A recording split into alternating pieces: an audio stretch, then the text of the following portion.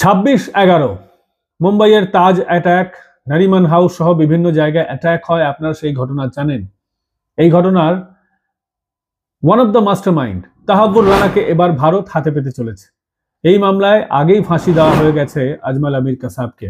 Richard Hadlee সহ অনেক অভিযুক্তের কথা আপনারা জানেন, কিন্তু এই মামলার ওয়ান অফ দ্য প্রাইম যে কনস্পিরেটর ছিল সেই তাহাব্বুর রানা, অবশেষে এই তাহাব্বুর রানা মুম্বাই হামলার অন্যতম অভিযুক্ত, তাকে হাতে পেতে চলেছে ভারত। ভারতের জন্য একটা বড় সুখবর।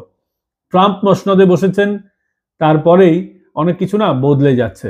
দীর্ঘ প্রায় 1.5 দশক পর মার্কিন মুলুকে আইনি জটিলতা কেটেছে এবং এই সুখবর এসেছে আমেরিকার তরফ থেকে ভারতের জন্য যে আমেরিকার সুপ্রিম কোর্ট তাকে ভারতে প্রত্যর্পণের অনুমোদন দিয়েছে।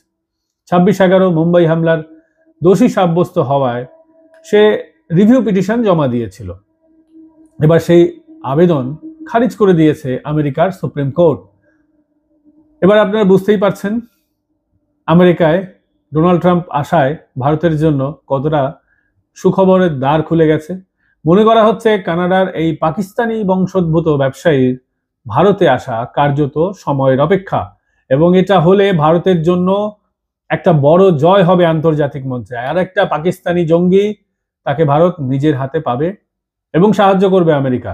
এর আগে আমেরিকার নিম্ন আদালত ও সুপ্রিম কোর্ট মামলা চলাকালীন মার্কিন সংস্থার সঙ্গে ভারতের মুম্বাই হামলায় তাহাব্বুরের যোগের একাধিক প্রমাণ শেয়ার করেছিল এবং সেই নথিগুলিতে 26/11 হামলায় তাহাব্বুরের যোগের একাধিক প্রমাণের উল্লেখ করা হয়েছিল।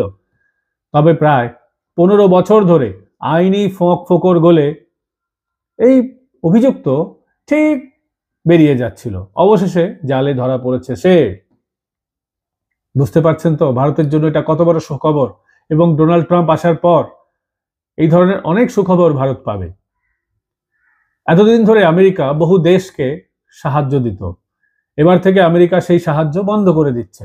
পাকিস্তানকেও আর কোনো ধরনের সাহায্য করবে না, শুধুমাত্র মিশর আর ইসরায়েল। মিশর একটা মুসলিম কান্ট্রি, ইসরায়েল একটা ইহুদি কান্ট্রি, এই দুটো কান্ট্রি বাদ দিয়ে আর কাউকে সাহায্য করা হবে না, স্পষ্টভাবে জানিয়ে দিয়েছে। এমনকি ইউক্রেনকে, যে ইউক্রেনের যুদ্ধে ফান্ড করছিল আমেরিকা, সেই ইউক্রেনের যুদ্ধেও আমেরিকা আর ফান্ড করবে না, সাহায্য দেবে না। ইউক্রেনকে এবার নিজের মতো করে বুঝে নিতে হবে। বুঝতে পারছেন তো ট্রাম্প আসার পর কত জনের সমস্যা হয়ে গেছে। আর ট্রাম্প এসেছিলেন ক্ষমতায়, এবং ক্ষমতায় এসে এক্সিকিউটিভ অর্ডার সাইন করেছিলেন। প্রথম যে বৈঠকটা হয়েছিল সেখানে প্রথম সারিতে ছিলেন ডক্টর এস জয়শঙ্কর, ভারতের বিদেশ মন্ত্রী। ভারতবর্ষ থেকে অনেক রাজনৈতিক দলের নেতা নেত্রীরা বলছিলেন জয়শঙ্কর গেছেন মোদির জন্য ওই আমন্ত্রণ ভিক্ষা করতে। তাদের উদ্দেশ্যে বলবো, জয়শঙ্কর যেখানে যেতে পারেন সেখানে মোদি যেতে পারেন না, সেখানে তো মোদিই যেতে পারতেন। বরং জয়শঙ্কর গেলেন এবং তারপরেই ঘোষণা হলো, ট্রাম্প ঘোষণা করলেন তিনি ভারতে আসবেন, চীনে আসবেন, রাশিয়া যাবেন। ঘোষণা হয়ে গেছে, শুধু দিনক্ষণের অপেক্ষা কবে তিনি ভারতে আসেন। ট্রাম্পের সঙ্গে প্রধানমন্ত্রী নরেন্দ্র মোদীর বোঝাপড়া নতুন নয়। জিওপলিটিক্সের ক্ষেত্রে আমি বন্ধুত্ব শব্দ ব্যবহার করলাম না, কারণ জিওপলিটিক্সে বন্ধুত্ব বলে কিছু হয় না, পুরোটাই স্বার্থের সম্পর্ক, লেনদেনের সম্পর্ক।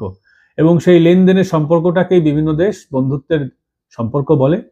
কিন্তু যারা বুদ্ধিমান মানুষ তারা জানেন এটা geopolitical, transactional, business kind of relation. তো এই জায়গায় স্বার্থ সিদ্ধিটাই বড় কথা, এবং ট্রাম্প আসার পর ভারতের বিভিন্ন ধরনের স্বার্থ সিদ্ধি হচ্ছে, আগামীতেও হবে। কিছুদিন আগেই বিএসএফ কে বাধা দিচ্ছিল বিজিবি, এমনকি সেই বিজিবির যিনি হেড তিনিও ফেব্রুয়ারি মাসে ভারতে আসতে চলেছেন, তিনিও বৈঠকে বসবেন। সুর নরম করতে হবে বাংলাদেশকেও, কারণ ক্ষমতায় আছেন ট্রাম্প। অনেক খেলা ধীরে ধীরে কিন্তু চেঞ্জ হবে, আপনারা দেখতে পাবেন। সময়ের জন্য অপেক্ষা করুন, সবটাই জানতে পারবেন। আপাতত ভারতের জন্য যেটা সব থেকে ভালো খবর, তাহাব্বুর রানা সে ভারতে আসতে চলেছে, সময়ের অপেক্ষা। খুব যদি জটিলতা না হয় তাহলে তাহাব্বুর রানার ভারতে আসা সময়ের অপেক্ষা।